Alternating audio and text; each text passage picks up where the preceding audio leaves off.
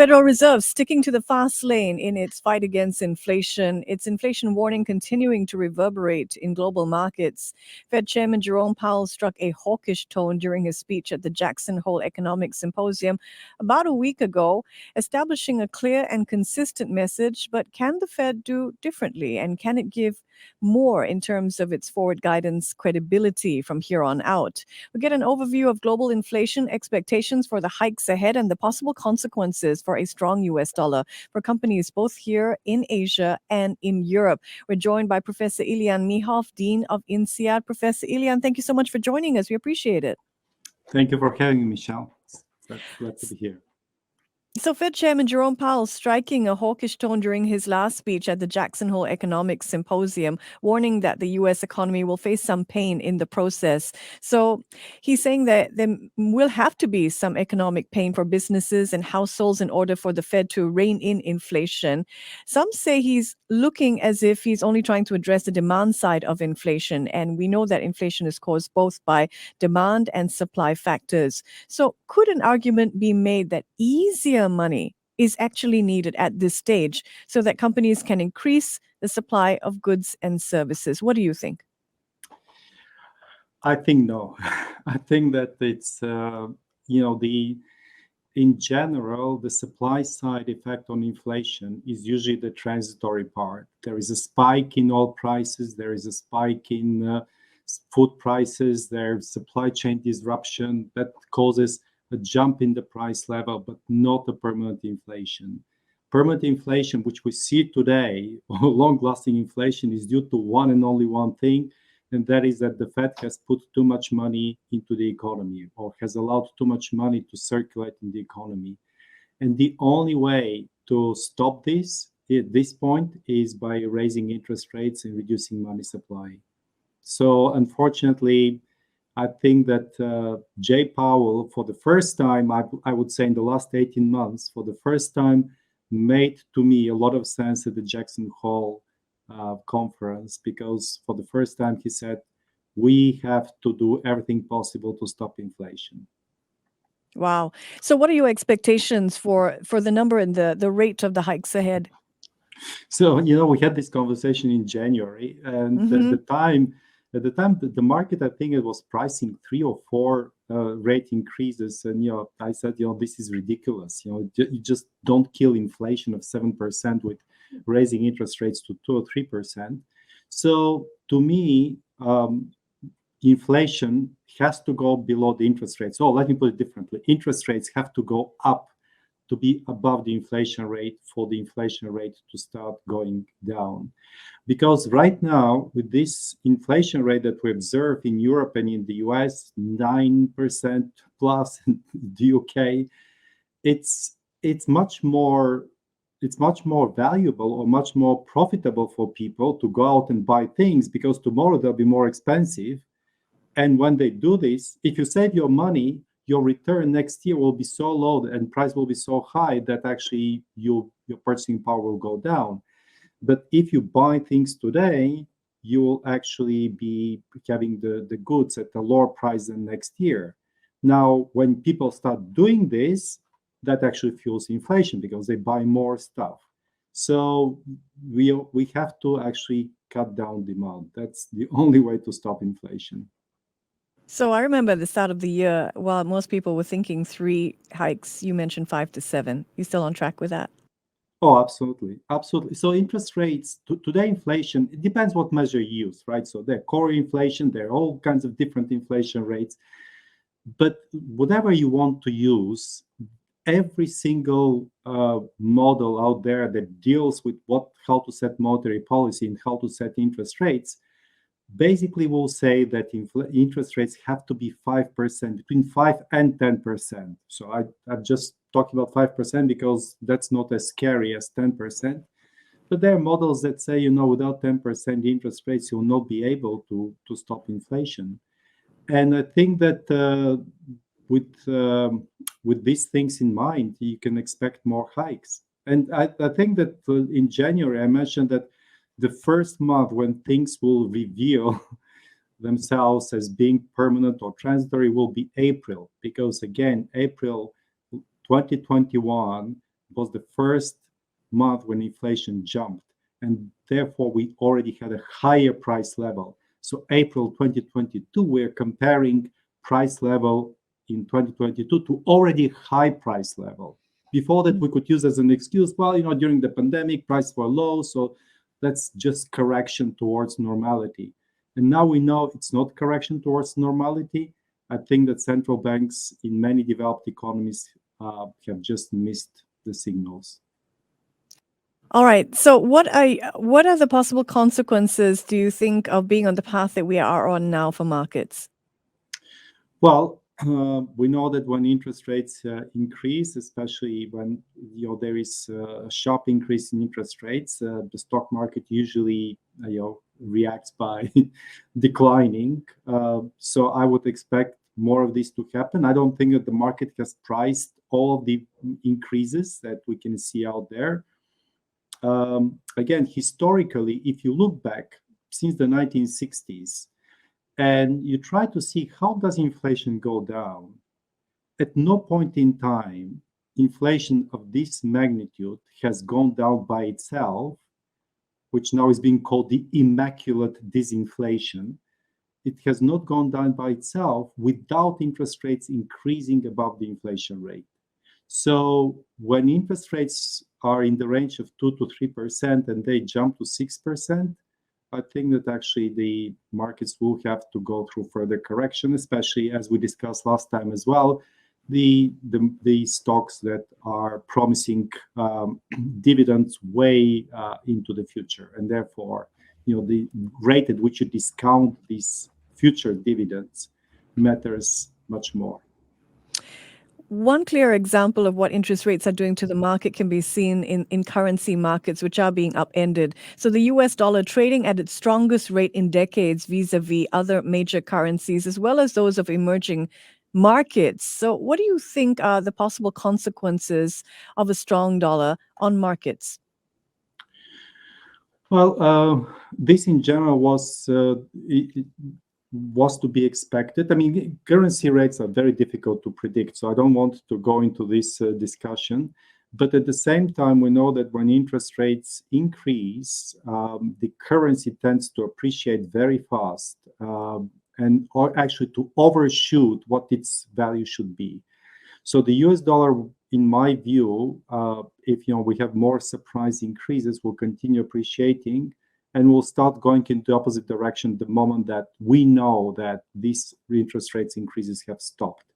Because when the US interest rates are above the world interest rate or the other countries' interest rates, then the currency must depreciate. Otherwise, there is a free lunch out there. So what does it do, this high level of the US dollar? It creates inflation for other countries because a lot of the energy fuel is priced in US dollars. So all of a sudden now you have to buy in your local currency because the dollar is expensive. In your local currency, energy becomes more expensive just because of that as well.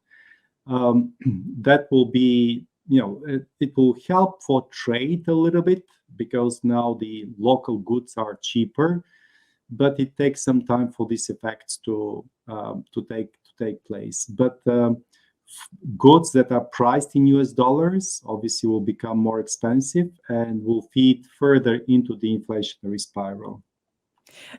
Do you see any potential differences in terms of what the stronger US dollar will mean for companies in Asia versus companies in Europe? So in Asia, again, the value of the currency is determined to a large extent by what central banks do. And here the central banks do different things. So it's difficult to talk about Asia in general because we know that the Singapore Central Bank, the Monetary Authority of Singapore, is using the exchange rate in order to control inflation and to control the economy. And therefore, here we might see less of depreciation of the Singapore dollar, or I would say even appreciation at some point of the Singapore dollar vis-a-vis the US dollar. And that will cause obviously some problems for the exporters. It will also make Singapore more expensive compared to other places for companies to locate their production. So that's definitely an issue that needs to be thought out very carefully. But the alternative, if they don't do this, the alternative will be inflation, which again will spread across the economy. In other Asian countries, again, there is the disruption that is coming from higher fuel prices because they're priced in US dollars and other goods. And is a surging US dollar sort of a mixed blessing for the US itself? It is a mixed blessing. It's always, we know that when the US dollar, when the currency appreciates too much, the exporting companies will see it more difficult to export. But again, these things usually take time. It's not it's not an automatic response that you will see right away that exports are declining. It will take a few months, probably even more than a year, for this thing to happen. So it is a mixed blessing always, and especially when the currency deviates too much from what we know or what we think should be its balanced rate or equilibrium value. So it's and now I think that it is too high.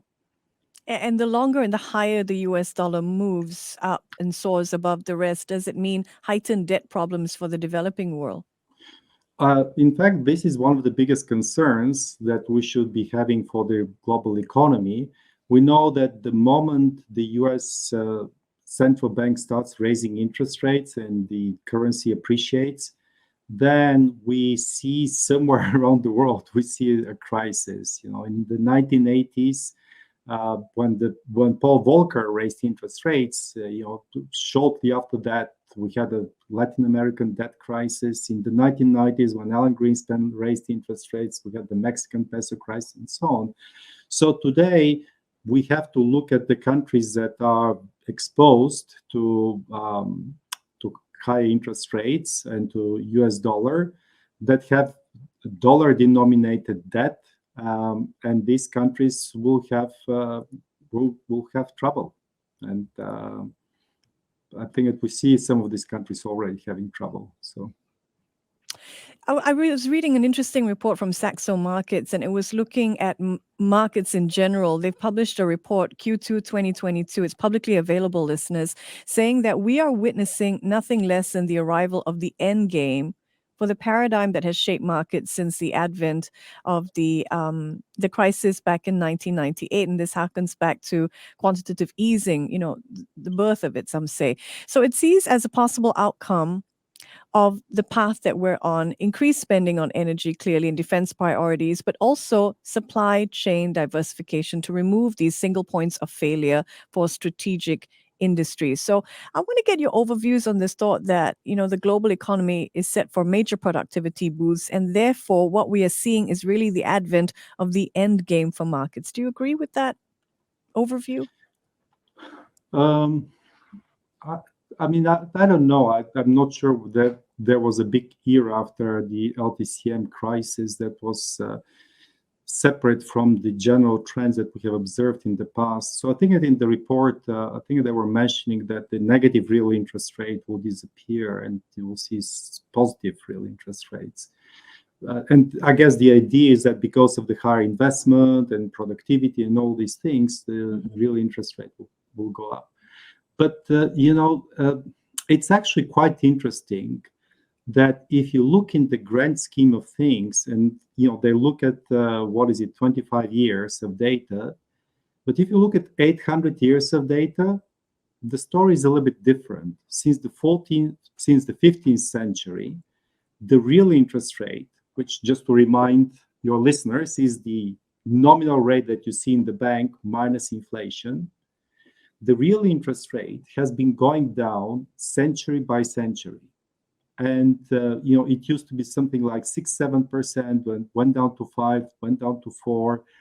In the 20th century was 2%. In fact, when I was studying economics, we assumed that the real interest rate, the nominal rate minus inflation, is supposed to be 2%.